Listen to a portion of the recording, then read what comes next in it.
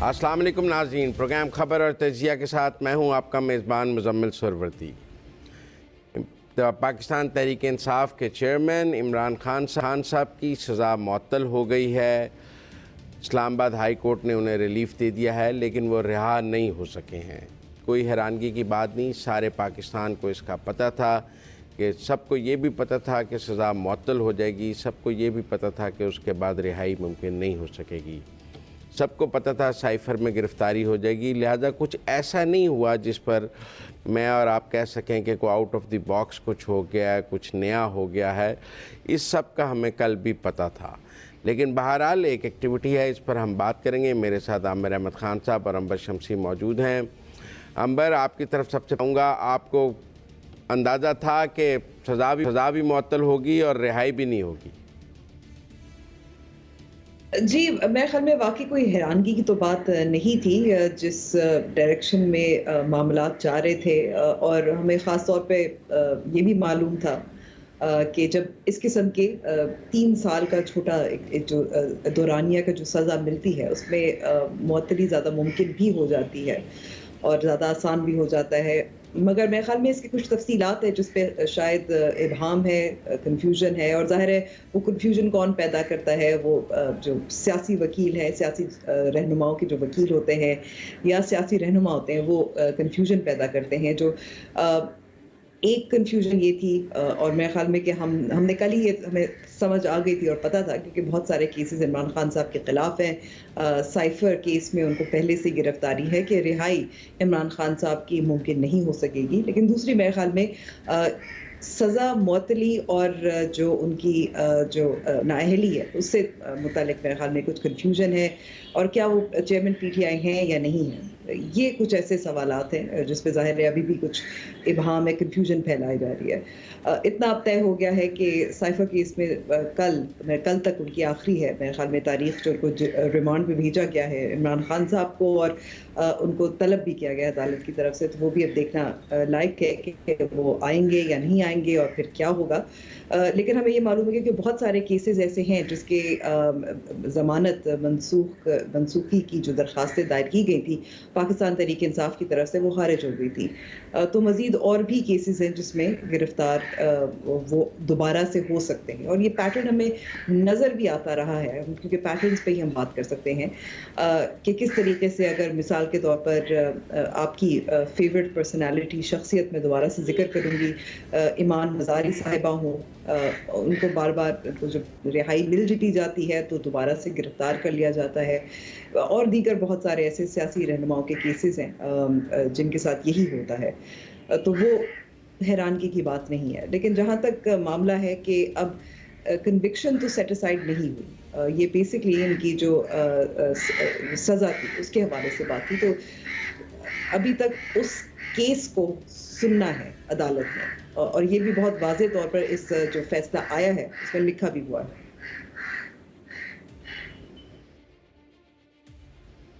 ठीक है आमिर साहब, आपको भी कोई हैरानगी तो नहीं हुई होगी, और अगर अब वो एफआईए के फ़िज़िकल रिमांड पर भी चले जाएं तो आपको हैरानगी होगी, या आपके ख़्याल में चीज़ें एज़ पर स्क्रिप्ट ही चल रही हैं, जैसा स्क्रिप्ट लिखा गया है वैसे ही चल रहा है?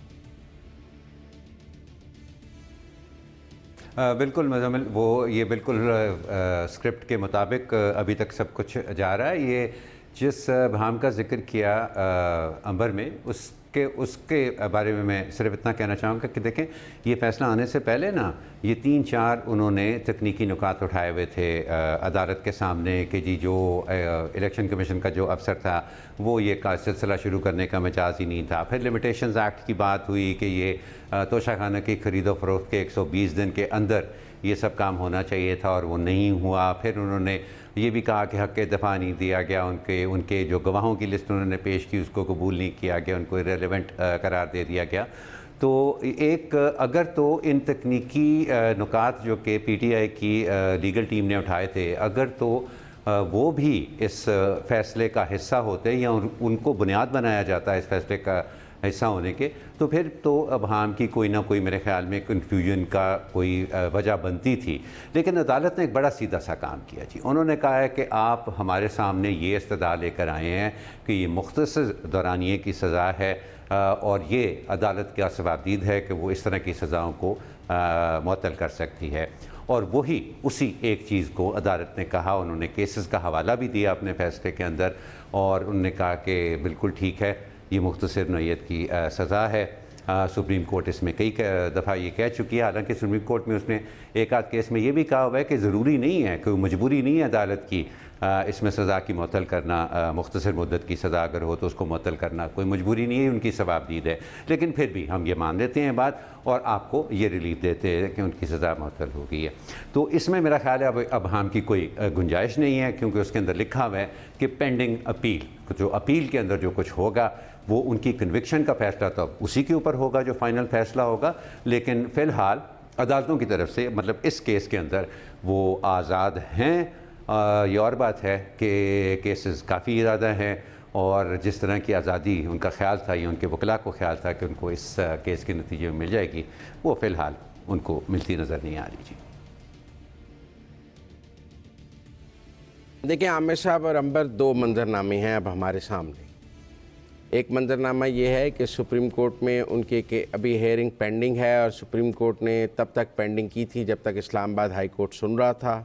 اسلام آباد ہائی کورٹ نے آج ایک طرح سے سزا معطل کر کے کسی حد تک معاملہ ڈیسائیڈ کر دیا ہے، تو اب سپریم کورٹ اس کو دوبارہ سن سکتا ہے۔ وہ جو عمر عطا بندیال صاحب والا بینچ ہے وہ اس کو دوبارہ سن سکتا ہے۔ پی ٹی آئی کی اپیل یہ ہے کہ ان کی گھڑی کی سوئیاں 5 اگست 2023 پر واپس لے آئیں۔ جیسے 5 اگست 2023 کو عمران خان صاحب کے پاس تمام کیسز میں بیل بیفور اریسٹ موجود تھی، اور یہ تمام بیل بیفور اریسٹ اس لیے کینسل ہوئی ہیں کیونکہ وہ اریسٹ ہو گئے تھے۔ لہذا اگر ساری صورتحال آپ 5 اگست 2023 پہ لے آتے ہیں تو تمام بیل بیفور اریسٹ اپنی جگہ کھڑی ہو جاتی ہیں اور وہ رہا ہو جاتے ہیں۔ یہ کیا عمر عطا بندیال صاحب گھڑی کی سوئیاں 5 اگست 2023 پہ لے آئیں گے؟ کیونکہ جب وہ نیب میں گرفتار ہوئے تھے، نیب نے انہیں اسلام آباد ہائی کورٹ سے گرفتار کیا تھا، تب سپریم کورٹ نے کہا تھا کہ ہم گھڑی کی سوئیاں پیچھے کر رہے ہیں اور وہاں لے کر جا رہے ہیں جہاں وہ اسلام آباد ہائی کورٹ کے باہر بیٹھے تھے، وہ وہاں سے اپنی بیل اپلیکیشن کو اپنی پرسو کریں۔ تو گھڑیوں کو پیچھے کرنے کی ایک روایت موجود ہے، اور کیا عمر عطا بندیال صاحب 5 اگست 2023 پر لے جائیں گے گھڑی کی سوئیاں، تو عمران خان صاحب کی رہائی ممکن ہے۔ اور اگر وہ نہیں لے کر جاتے اور کہتے ہیں کہ ہر کیس میں الگ سے ضمانت لینی پڑے گی، تو پھر تو بہت لمبا سفر ہے۔ 200 کیس ہیں، 200 ضمانتیں ہیں، روز کی بھی ایک ہو تو 200 دن لگ جائیں گے، عنبر کو بھی پتہ ہے اس کا۔ اور لیکن ایک اور بات ہے کہ ان کے لیے آج کا فیصلہ پھر عمران خان کے خلاف ہے، کیونکہ اگر سزا معطل ہو گئی ہے، ان کا کل ایف آئی اے ریمانڈ لے لیتی ہے، تو پھر دیسی مرغے اور دیسی بکرا اور دیسی گھی ایف آئی اے کے ریمانڈ میں تو نہیں ملے گا۔ جیل مینول میں تو کہیں گنجائش نکالی گئی ہے، وہاں تو پھر ایف آئی اے کی حوالات ہوگی اور وہاں ہوں گے۔ تو یہ دو منظرنامے ہیں، میں نے کہا یہ سامنے رکھ کر پھر بات کروں کہ میرے دونوں جو مہمان ہیں وہ کون سے والے منظرنامے کے ساتھ زیادہ جانا چاہیں گے۔ کیوں عنبر، آپ کے دل کو کون سا منظرنامہ حقیقت کے قریب لگتا ہے؟ حقیقت کے قریب ویسے آج بھی، کیونکہ نیب قانون میں جو ترامیم تھی اس میں عمر عطا بندیال صاحب چیف جسٹس نے بھی اس کی سماعت کی تھی، اور بڑے مزیدار ایک ایکسچینج بھی ہوا تھا وہاں۔ 3 رکنی بینچ ہے، اس میں جسٹس منصور علی شاہ بھی شامل ہیں، جنہوں نے ایک بار پھر کہا تھا کہ یہ ایسا کیس ہے جس پہ بڑا بینچ ہونا، لارج بینچ ہونا چاہیے، دوبارہ سے انہوں نے کہا۔ لیکن جب چیف جسٹس عمر عطا بندیال صاحب نے خواجہ حارث جو عمران خان جو یہ پٹیشن انہوں نے جو چیلنج کیا ہے نیب ترامیم کو، ان کو دیکھا تو کہا کہ بہت تانے ملے تھے لیکن میں دوبارہ سے کہوں گا گڈ ٹو سی یو۔ تو یہ تانا انہوں نے واپس، جو لوگ ان کو تانا دے رہے تھے انہوں نے واپس ان کو اٹھا کے، میں کہوں گی کہ دوبارہ سے موقع دے دیا کہ وہ تانا دیں۔ اس سے یہ اندازہ ہو رہا ہے، اگر ہم اس کیس کو بھی دیکھیں نیب ترامیم کے بھی، کہ شاید جو موڈ ہے یہ چیف جسٹس عمر الطاف بندیال کا کہ وہ توشہ خانہ کی گھڑیاں تو نہیں ہیں لیکن وہ ری سٹارٹ کریں وہ گھڑی جس کو آپ کہہ رہے تھے. تو مجھے تو لگتا ہے کہ سپریم کورٹ کی طرف سے تو یہ شاید ہونے والا ہے. دوسری طرف کیسز بہت سارے ہیں, اس میں آپ سائفر کی بات کر لیں, آپ اس کے علاوہ جو 190 ملین پاؤنڈ والا ہے وہ بھی کیس وہیں کا وہیں ہے. جو جوڈیشل کمپلیکس پہ حملہ ہوا 9 مئی کا کیس ہے. تو کیسز ابھی بہت ہیں, ایک میں نکل جائیں گے شاید دوسرا پکڑے جائیں گے. لیکن میں نے ایک چیز نوٹ کی تھی مزمل صاحب, بڑے آپ چسکے لے کر بتا رہے تھے کہ دیسی مرغی نہیں ملے گی عمران خان صاحب کو. کیا حرج ہے, وہ بھی سابق وزیر اعظم رہ چکے ہیں نا.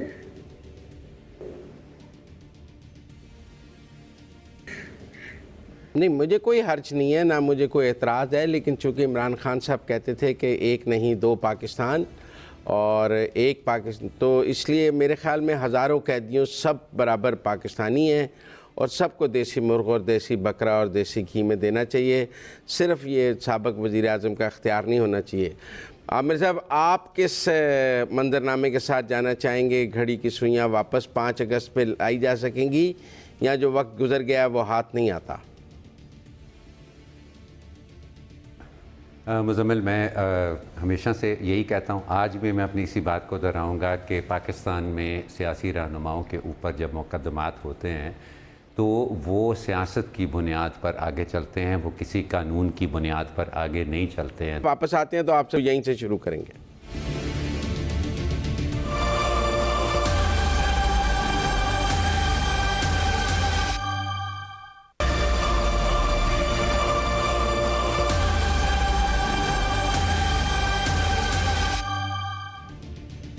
بریک کے بعد خوش آمدید ناظرین. ہم بات کر رہے تھے بریک پر جانے سے پہلے 2 منظرناموں کے حوالے سے, اور عامر احمد خان صاحب میرے ساتھ تھے. عامر صاحب, جیسے کہ ہم بات کر رہے تھے, بیچ میں کراچی کے شارع فیصل پر ایک شیر آ گیا اور وہ شیر آزادانہ گھوم رہا تھا. شیر کے آزادانہ گھومنے کا وقت بھی ہوا چاہتا ہے پاکستان کے سیاسی منظرنامے میں, اور شارع فیصل پر بھی شیر آزادانہ گھوم رہا تھا. بہرحال آپ اپنی بات کر رہے تھے. ٹھیک ہے جی, وہ چلیں, وہ جس شعر کا انتظار ہے پورے پاکستان کو, وہ تو میرا خیال ہے انتظار ابھی ختم نہیں ہوا. کوئی نہ کوئی شعر تو آیا اس منظرنامے پہ. بات میں یہ کہہ رہا تھا مزمل بھائی کہ ہم نے دیکھا ہے کہ جہاں عدالتوں نے غیر متوقع فیصلے بھی کیے ہیں, یہاں پر یہ ہم خیالی کا عنصر, اس کی اکثر بات ہوتی ہے پاکستان میں.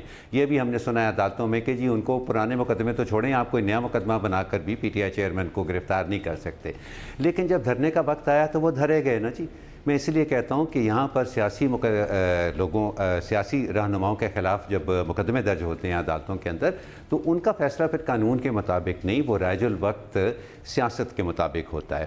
اور اگر یہ جو آپ نے 2 منظرنامے بتائے ہیں, اگر آپ نے اس میں اگر وہ منظرنامہ دیکھیں کہ ان کو سپریم کورٹ سے فوری ریلیف مل جائے گی, بلکہ بلینکٹ ریلیف بھی مل جائے گی, جس کے بعد ان کو شاید حراست میں رکھنا ممکن نہ ہو, تو وہ بھی مزمل بھائی زیادہ سے زیادہ ایک قلیل مدتی ہی ہو سکتی ہے. یہ ممکن نہیں ہے کہ آپ کا ریاستی نظام ایسا نہیں ہے اور اس کے اندر انصاف کا نظام جو کہ ایک ریاست کی ریڑھ کی ہڈی ہوتی ہے, اس کی وہ سچویشن نہیں ہے کہ ہر کوئی پابند اپنے آپ کو سمجھے یہاں قانون کا. یہاں سیاست اپنا رخ خود طے کرتی ہے اور اس پر سفر کرتی ہے. مجھے نہیں لگتا کہ اگر کوئی تھوڑی سی وقت کے لیے ان کو ریلیف تھوڑی مل بھی جاتی ہے نا, تو میرا نہیں خیال کہ اس کے کوئی بہت بڑے معنی ہوں گے. پاکستان کے سیاسی منظرنامے کو اگر آپ چند مہینے آگے دیکھنے کی کوشش کریں تو میرا نہیں خیال کہ اس کا کوئی بڑا امپیکٹ ہوگا اس ریلیف کا. ہاں, لیکن امبر ہم 2018 میں سنتے تھے, وہ کہتے تھے شریفوں کی سیاست کا کوئی مستقبل نہیں ہے, جس کے نام کے ساتھ شریف ہوگا وہ کچھ اس کی کوئی سیاست نہیں ہے.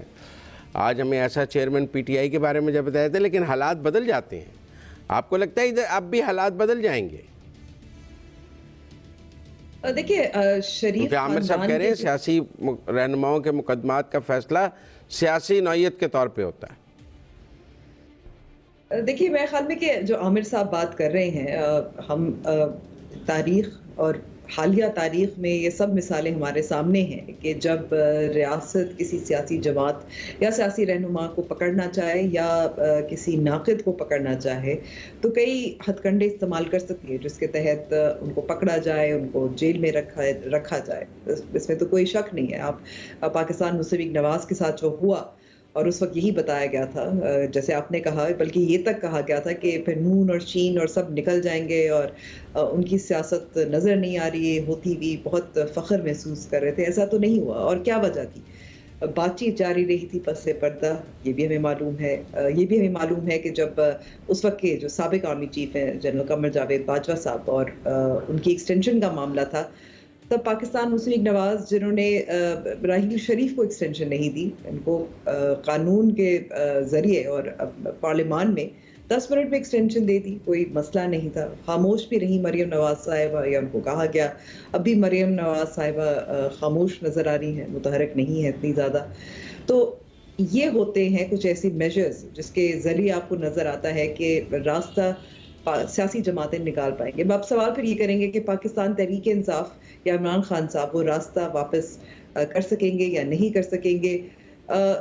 ظاہر ہے اتنا ہمیں پتہ ہے اور یہ خبریں بار بار آ چکی ہیں کہ مختلف جو رہنما ہیں پاکستان تحریک انصاف، چاہے آپ صدر سے شروع کر لیں اور یا اب کوشش کرتے رہیں کہ عمران خان صاحب اور ملٹری اسٹیبلشمنٹ کے درمیان تعلقات کچھ بہتر ہو جائیں، بات چیت ہو جائے. بار بار عمران خان صاحب نے اپنے مطالبات پیش کیے، وہ ریجیکٹ کیا اور اپنے موقف پہ قائم رہے، جس کی وجہ سے آپ کو یہ بھی نظر آتا کہ جیسے جیسے عمران خان صاحب نے سختی اختیار کی، 9 مئی کا واقعہ بھی ہوا، اس سے پہلے بھی مہم چلتی رہی، مختلف رہنما جو قیادت ہے ملٹری اسٹیبلشمنٹ کی، ان کے خلاف انڈیویجولز کو ٹارگٹ کیا گیا، بلڈ اپ کیا گیا، پھر تشدد میں اور حملوں میں یہ ظاہر ہے مہم پھر تبدیل ہو گئی. اس کے بعد بھی عمران خان صاحب آپ دیکھیں ان کی جو یوٹیوب پہ جو مختلف تقاریر تھی، نرمی کا مظاہرہ نہیں کر رہے تھے. تو عمران خان صاحب کے لیے واپسی ممکن ہوگی لیکن فی الحال تو نہیں ہے. شاید ریاست بھی یہ چاہتی ہو کہ وہ بھی کچھ خاموشی اختیار کریں، کچھ سبق سیکھیں، اسی طرح جیسے دیگر سیاسی جماعتوں نے راستے نکالے وہ بھی راستہ نکالنے کی کوشش کریں، اور کچھ شرائط بھی ہوں گی. ٹھیک ہے، آپ کا خیال ہے کہ خان صاحب کو راستہ نکالنے کی کوشش ابھی وہ نہیں کر رہے ہیں، اور آپ کو ان کے انداز سیاست سے ایسا نہیں لگ رہا کہ وہ اپنے لیے کوئی راستہ نکالنے کی کوشش کر رہے ہیں، لہٰذا ابھی مشکلات باقی ہیں. ابھی وہ کہتے ہیں عشق میں امتحان اور بھی ہیں، ابھی سفر بہت باقی ہے ان کے لیے. بہرحال مجھے بریک لینی ہے، بریک سے واپس آتے ہیں تو عام آدمی کی بنیں گے. سیاست بہت ہو گئی، ڈالر پہ، بجلی پہ، ہر چیز پہ بات کریں گے بریک کے بعد.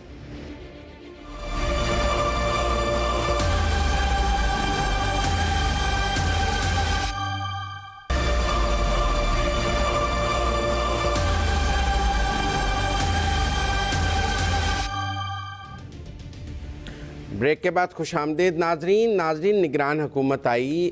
ایک رائے یہ تھی کہ ہر شعبے میں وہاں کے ماہر کو وزیر بنایا جا رہا ہے، تو ایک قسم کی ٹیکنوکریٹ گورنمنٹ ہے ہمارے پاس. فنانس میں ماہرین فنانس جو ہیں وہ چلائیں گے، انڈسٹری میں ماہرین انڈسٹریز اس کو چلائیں گے، اور ہر شعبے کے جو ٹیکنوکریٹس ہیں، ماہرین ہیں، ان پر مشتمل نگران حکومت آئی. اور امید تھی کہ پاکستان کے مسائل کا حل یہ ٹیکنوکریٹس کے پاس ہے، کیونکہ یہ اپنے اپنے شعبے کے ماہر ہیں، اور یہ جب آ کر فیصلے کریں گے تو ملک کی سمت صحیح ہو جائے گی. لیکن جب سے یہ نگران حکومت آئی ہے، ڈالر 14 روپے، بجلی کے پہ آپ پورا ملک دیکھ رہے ہیں، پیٹرول مہنگا ہو رہا ہے، سٹاک ایکسچینج نفسیاتی حد سے نیچے گر گئی ہے. حالانکہ انبر کا خیال ہے کہ پوری قوم ہی نفسیاتی حد سے نیچے گر گئی ہے، لیکن ہم سٹاک ایکسچینج کی بات کریں گے. تو یہ جو ایک ٹیکنوکریٹ گورنمنٹ ہم نے بنائی اور ماہرین کی حکومت بنائی، اس کی جو چند دن کی کارکردگی ہے اس نے تو زیادہ خطرے کی گھنٹیاں بجا دی ہیں ہمارے لیے معاشی طور پر، بجائے اس کے کہ سیاسی حکومتوں کو اگر ہم دیکھیں تو کہاں غلطی ہو گئی ہے، کیا غلط ہو گیا ہے اس حکومت میں، اس پر بات کریں گے. عامر صاحب، آپ کو کیا لگتا ہے کیا غلط ہو گیا ہے کہ ہم ایک دم جو ڈاؤن فال شروع ہوا ہے؟ یہ فوری طور پہ کوئی غلطی نہیں ہوئی ہے مزمل، یہ ایک خام خیالی ہے پاکستان کے کچھ حلقوں میں، کچھ ہمارے ریاستی اداروں کے اندر کہ جی ماہرین کو اگر آپ لا کے بٹھا دیں گے تو وہ ان سارے معاملات کو جو ماشاءاللہ آپ کو بگاڑنے کے اندر پچھلے، اگر میں زیادہ پیچھے نہ بھی جاؤں تو کم سے کم 40 برس لگے ہیں، اور دیکھیں اس کے اوپر جیسے کھانا پکنے کے بعد تڑکا لگایا جاتا ہے نا، تو پی ٹی آئی حکومت کے جو 3.5 سال تھے اس نے اس بگاڑ کے اندر جو ہے وہ تڑکے کا کام کیا ہے۔ تو ان کا یہ، اگر کسی کا یہ خیال تھا کہ وہ ماہرین کو لا کے بٹھا دیں گے تو وہ چند ماہ کے اندر یہ سارا معاملہ ٹھیک کر دیں گے، تو دیکھیں وہ رضوانہ بچی کی حالت ہم دیکھ رہے ہیں، بڑے ماہر ڈاکٹر اس کا علاج کر رہے ہیں، لیکن اس کے زخموں کو بھرنے میں کتنا وقت لگ رہا ہے۔ ہم نے اپنے معیشت کے ساتھ جو ہے نا اس سے کچھ مختلف سلوک نہیں کیا ہوا۔ اس وقت جو سٹینڈ بائی ارینجمنٹ ہے اس کا مطلب ہی، اس کا مقصد ہی یہ ہے کہ یہ جو آپ کا ایک پھسلن کے اوپر پیسہ چلا گیا ہوا ہے جو گرتا ہی جا رہا ہے، گرتا ہی جا رہا ہے، پہلے آپ اس کو سنبھالیں، پہلے یہ گراوٹ روکیں تاکہ ہم آگے کی بات کر سکیں، اور اس گراوٹ کو روکنے کا صرف اور صرف ایک طریقہ ہے مزمل صاحب، کیش ان فلو۔ اب cash in flow short term کے اوپر تو آپ کو ہوتا نظر نہیں آ رہا۔ یہ SIFC ایک حکومت کو بہت بڑی امید ہے کہ اس کے تحت جو ہے اگر کوئی تھوڑا بہت چیز کو بک گئی تو کوئی 2-2.5 ارب 3 ارب ڈالر اسے مل جائیں گے، تو جس سے یہ کم از کم گراوٹ کا سلسلہ رک جائے گا، لیکن اس عمل کو بھی 2-3 مہینے بعد کیا۔ تو یہ بہت ہی پیچیدہ معاملہ ہے۔ ہاں، اگر اس ملک کے اندر سیاسی استحکام ہوتا، ایک باقاعدہ طریقے سے یہاں کی حکومتیں چل رہی ہوتی تو شاید پھر یہ نوبت نہ آتی، لیکن وہ تو ہوا نہیں۔ وہ تو ہم نے پچھلے 2-3 سال میں دیکھا ہے کہ کتنی خرابی ہم نے کی ہے۔ تو اب اس کا فوری حل جو ہے نا وہ اس کی امید رکھنا میرا خیال ہے وہ اس سے بھی بڑی خام خیالی ہے۔ اس سے بھی بڑی خام خیالی ہے کہ چند ماہر آ کے یہ حالات سنبھال لیں گے اور انہیں ٹھیک کر لیں گے۔ امبر وہ کہتے ہیں ان پاپولر ڈیسیژنز کرنے ہیں، پولیٹیکل سیاسی حکومتیں ان پاپولر فیصلے معاشی طور پر نہیں کر سکتی، لہذا ٹیکنوکریٹس آئیں گے تو جو کریکٹ فیصلے ہیں لیکن ان پاپولر ہیں، صحیح فیصلے ہیں لیکن غیر مقبول فیصلے ہیں تو وہ کر لیں گے، تو پھر ہم اس میں سے نکل جائیں گے۔ آپ کو لگ رہا ہے غیر مقبول اور صحیح فیصلے ہو رہے ہیں اور ہم نکل جائیں گے؟ دیکھیں، سب سے پہلے تو کسی بھی حکومت کو، چاہے نگراں ہو، ٹیکنوکریٹس کی ہو یا سیاسی حکومت ہو، آپ ان کی کارکردگی کو کن معیار سے ہم جانچیں گے؟ ایک سوال تو یہ ہے نا، کتنے دن ہوئے ہیں، کون کون اس میں شامل ہے؟ مجھے پتا ہے کہ حلف برداری سے ایک دن قبل ہی CVs بھی مانگی جا رہی تھی، تو ایسا نہیں ہے کہ بہت سوچ سمجھ کر ایک بہت ڈریم ٹیم، ٹیکنوکریٹ ٹیم جو ہے اس کو رکھا گیا ہے نگراں حکومت کے اندر یا کابینہ میں۔ تو سب سے پہلے تو ہمیں یاد رکھنے کی ضرورت ہے بہت سارے کچھ ایسے بھی لوگ ہیں جن کو آخری منٹ پہ شامل کیا گیا۔ دوسرا یہ، اب کارکردگی جانچنے کے لیے میرے خیال میں کہ جو اس وقت، چاہے آپ ٹیکنوکریٹ بھی ہوں، آپ کو ظاہر ہے سیاسی فیصلے تو لینے ہوتے ہیں، اور جو اس وقت بجلی کے بلوں کا معاملہ ہے وہ سیاسی فیصلہ ہے۔ تاجر احتجاج کر رہے ہیں، ابھی بھی کر رہے ہیں، آج بھی کر رہے ہیں، لیکن دوسری طرف جب ان کو ٹیکس نیٹ میں لانے کی کوشش کی جاتی ہے تو پھر وہ پھر احتجاج کرتے ہیں، اور وہ بجلی کے بل بھی ادا نہیں کرنا چاہتے، ٹیکس بھی نہیں ادا کرنا چاہتے، تو ان کا کیا کریں؟ یہ ایک سیاسی مسئلہ ہے۔ پھر آپ دیکھیں کہ 3 دن سے اجلاس بلایا جا رہا ہے، کچھ سوچا جا رہا ہے کہ کیا کر سکے۔ میرے خیال میں کہ یہ بہت اچھی مثال ہے جس سے آپ کو پتہ چل جانا چاہیے کہ ایک ٹیکنوکریٹ یا ایک کیئر ٹیکر گورنمنٹ کی کتنی لمیٹیشنز ہوتی ہیں۔ بہت بڑے پالیسی فیصلے نہیں لے سکتے وہ۔ آپ کو IMF کی ڈیل کا ظاہر ہے، میں نہیں بتا سکتی کہ کچھ گنجائش ہوگی، لیکن یہ بھی ابھی مشاورت چل رہی تھی کہ IMF کا جو معاہدہ ہے، جو اسٹینڈ بائی اگریمنٹ ہے، اس کے تحت کتنی آپ گنجائش ڈھونڈ سکتے ہیں تاکہ جو مشکلات ہیں، جو اس وقت احتجاج ہیں، جو لوگوں کی چیخیں ہیں، وہ ان کو ختم کیا جائے، ان کو کچھ ریلیف دیا جائے۔ تو ایک طرف وہ ان کی لمیٹیشن ہے۔ پھر دوسری لمیٹیشن یہ بھی ہے کہ بہت سارے فیصلے ان سے پہلے لیے جا چکے ہیں، ان کو کس حد تک ریورس کر سکتے ہیں۔ ایک مثال میں آپ کو ایک اور دے دیتی ہوں، اس وقت چینی کا حوالہ میں دیتی ہوں۔ چینی کی قیمتوں میں دوبارہ سے بہت زیادہ اضافہ ہو گیا ہے۔ وہ کس لیے اضافہ ہو رہا ہے؟ اس لیے کیونکہ PDM کی جو حکومت تھی، انہوں نے ایکسپورٹ کرنے کی اجازت دے دی تھی۔